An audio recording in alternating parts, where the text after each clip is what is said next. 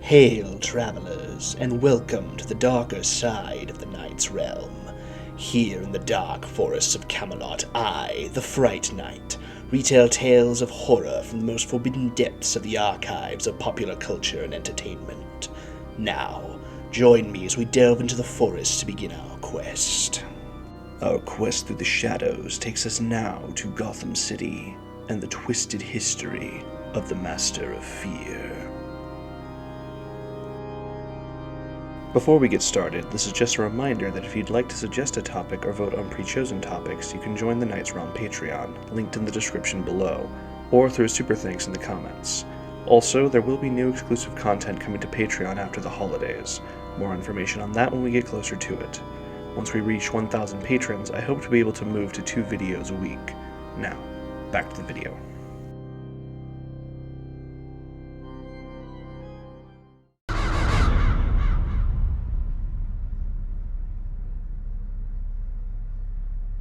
How many more bones will you crush? How many lives will you destroy in pursuit of what you call justice? You are the product of everything you fear. Violence, darkness, helplessness. All that remains is for you to watch as I drag your beloved Gotham into oblivion. The Dark Knight has faced many a dangerous foe over the years, from human adversaries such as the Riddler and Two-Face, to creatures out of science fiction like Killer Croc and Solomon Grundy, Bane, Ra's al Ghul, Man-Bat, the Penguin, Black Mask, and of course, the Joker. But there is one villain who is so depraved, so monstrous, and so evil that he embodies the spirit of Halloween above all others. A villain who uses fear as a weapon, both in the form of a dangerous neurotoxin and his own understanding of the human psyche. That villain is the Scarecrow. This frightening figure has a rich history dating back to Batman's early days, first appearing in the 3rd issue of World's Finest in 1941. He has had many origins across the continuities, many of them telling a tale of a dark and sorrowful childhood. The story that follows is perhaps the most tragic of these, the one that most humanizes the Master of Fear. Yet, it is in this humanization that he becomes even more terrifying.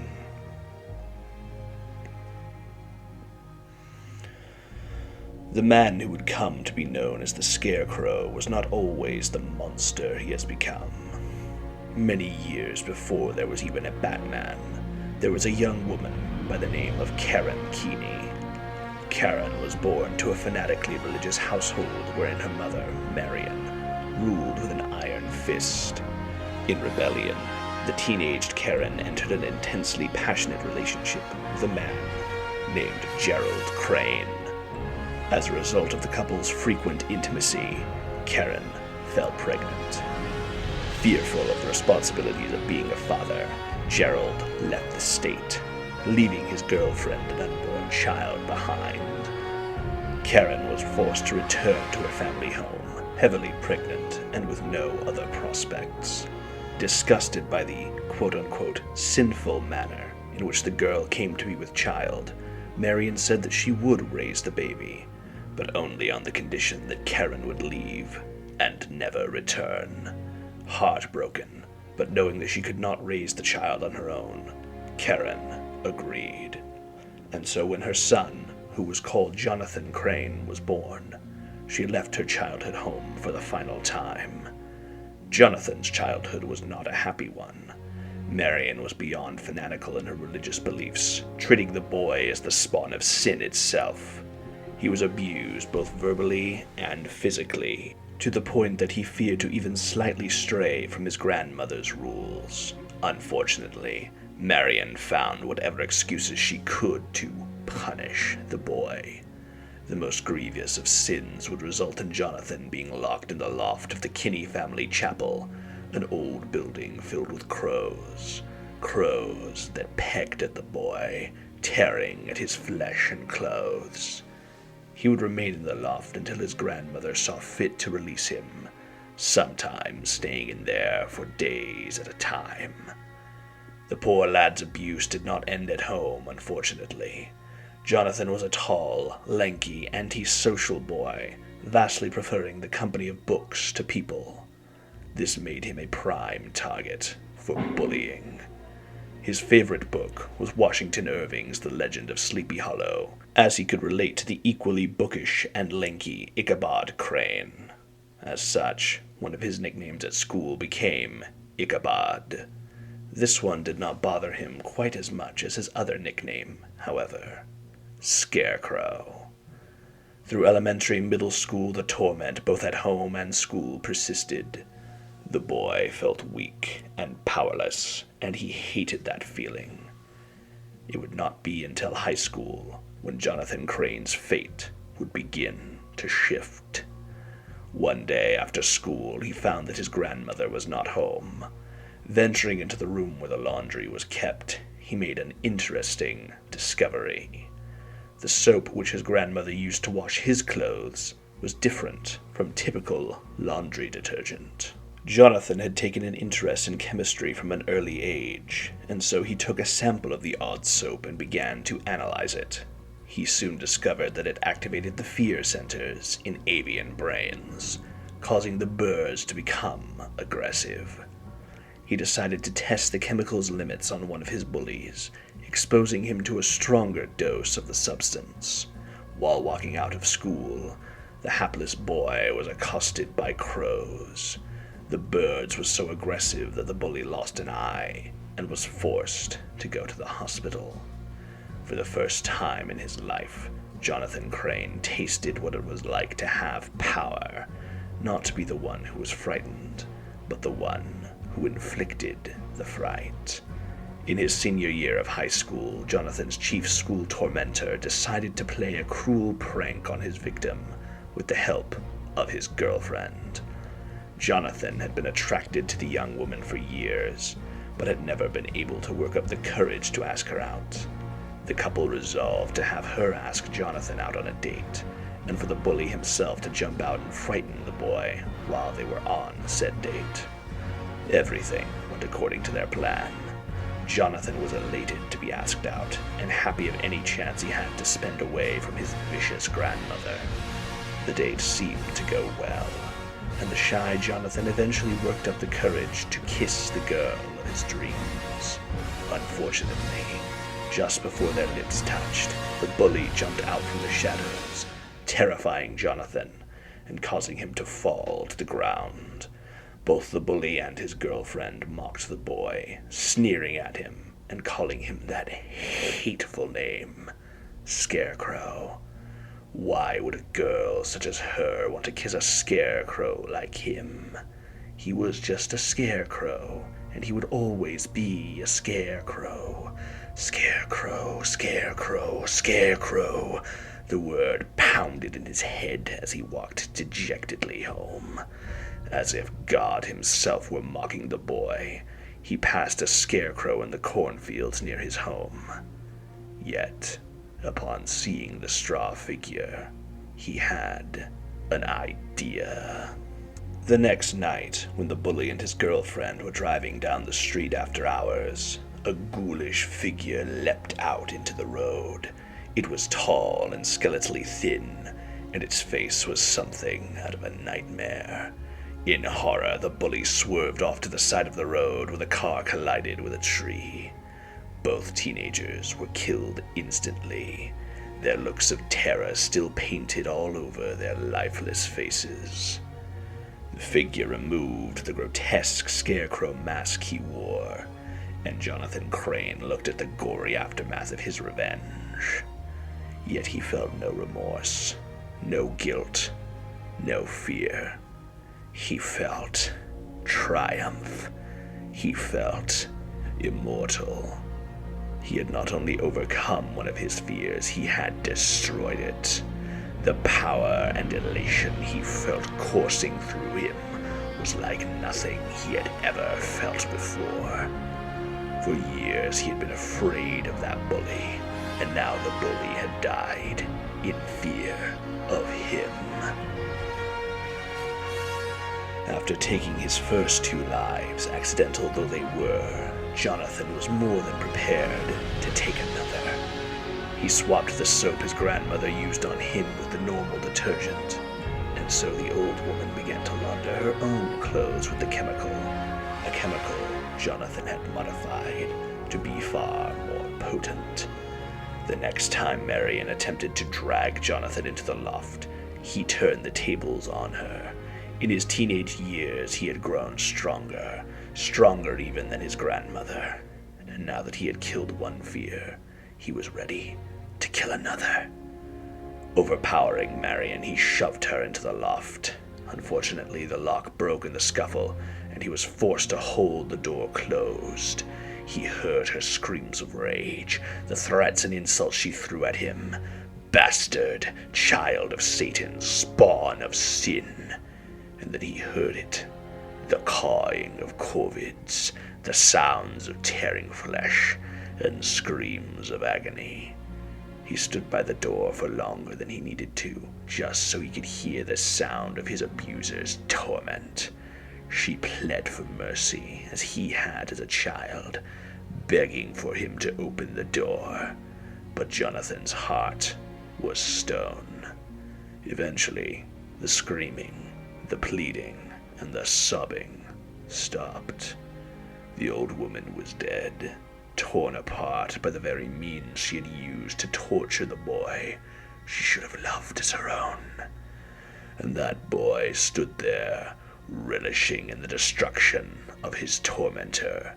And yet, the thing that pleased Jonathan the most was that Marion had died in terror. From this point onwards, Jonathan became more confident. Few of his peers bullied him anymore, with many of them backing off shortly after their ringleader's death. Marion Keeney was not a well-loved woman, and so few noticed her absence around the community. Eventually, Jonathan graduated from high school and began to attend Gotham City University. He excelled in his classes, majoring in psychology and minoring in chemistry.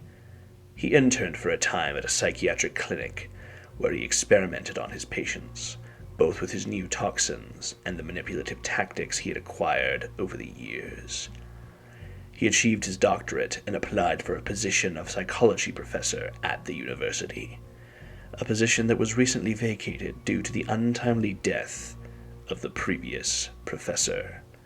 Unbeknownst to anyone, this death had been caused by Dr. Crane, who had exposed his predecessor to his experimental fear toxin.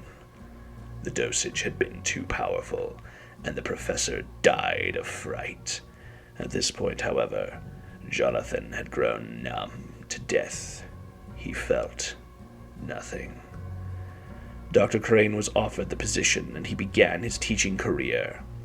It was a short-lived career, as he was eventually dismissed for his more extreme teaching methods, which included such fear-based experiments as firing a loaded pistol in the middle of class. Crane went on to murder those responsible for his dismissal, and made it appear as if he left of his own accord. He went on to become chief of psychology at the infamous Arkham Asylum, where he near single-handedly made it so that no one who entered the already infamous mental institution ever left. And if they did not leave sane.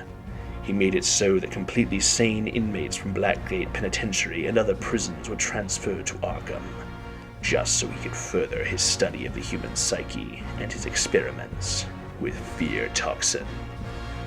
It was around this time that Batman first came to Gotham. The Caped Crusader fought many a colorful foe, many of which found themselves interred in Arkham. Inspired by these costumed characters, Crane decided to create his own alter ego, adopting the moniker that had been a source of torment all those years ago: the Scarecrow. The Dark Knight and the Master of Fear first crossed paths when the murders of the university dean and board members were discovered by the police. Despite Captain Jim Gordon's best efforts, the GCPD were at a loss as to how the men were killed. Batman was eventually able to track the murders to the Scarecrow. The two battled, and Batman eventually unmasked the villain, imprisoning him in the asylum he had turned into a living hell for so many years. Scarecrow would become one of Batman's most persistent adversaries, and even became a foe of the entire Justice League at certain points. Even when the whole of reality was reformed, reset, and reformed again, Scarecrow remained, spreading fear throughout Gotham. The boy who grew up in fear had become the inflictor of fear, the master of fear. Truly, he had become something far more monstrous than his childhood tormentors. Where criminals such as Mr. Freeze commit crime for revenge, or those like Ra's al Ghul seek power, or even the Joker, who strives to inflict chaos in the world, Scarecrow lives only to hurt. He has no higher purpose, no vendetta, no compulsory need to spread anarchy. He simply wishes to inflict fear, and he does so with the cold, passionless demeanor of a scientist conducting an experiment. Even when he himself is afraid, he studies that fear, he masters it, and that is why he fights Batman.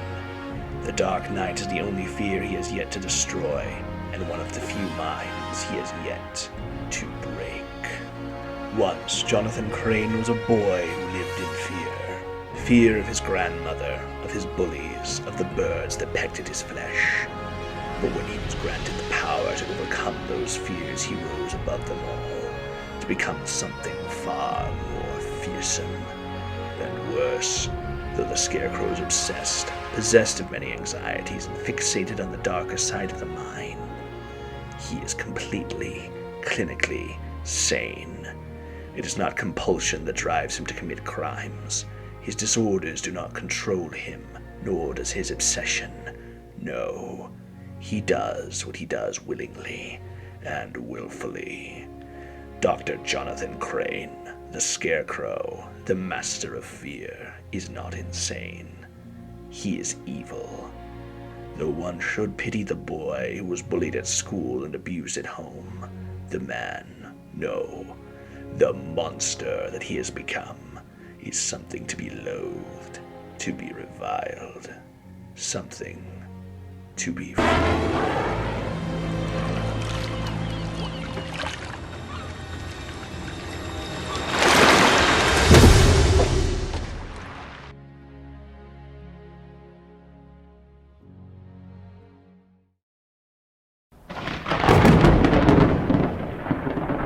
Thank you all for joining me on this quest through darkness. If you enjoyed the video and like what I do here, please consider leaving a like and subscribing to the channel. If you'd like to support the channel further, or if you'd like to request a future video topic or vote on pre-chosen topics, consider joining the Knight's Realm Patreon. The link is in the description below, or you can leave your suggestions as a super thanks in the comments section. In any case, join me on our next trek through the shadows, if you dare.